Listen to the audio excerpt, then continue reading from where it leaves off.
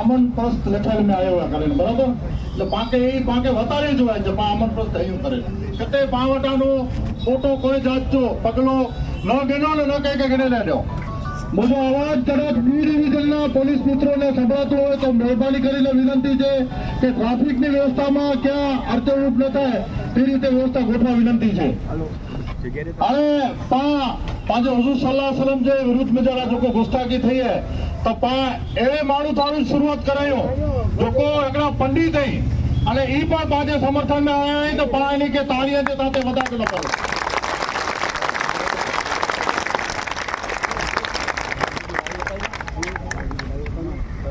सभी जो भी नौजवान साथी जो आए हैं सभी को नमस्कार।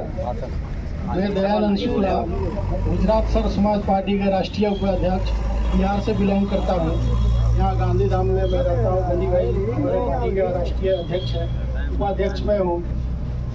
ये सब जो भी सरकार के द्वारा चाहे जो पब्लिक कर रहा है कि किसी धर्म के विरोध कोई भी अगर हाथ उठा रहा है, अगर कोई भी हस्तक्षेप कर रहा है तो उसको कतई भी मैंने बर्दाश्त नहीं किया जाएगा। यही हम लोग का नारा है।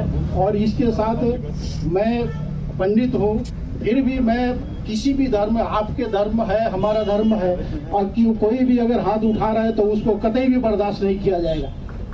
जय।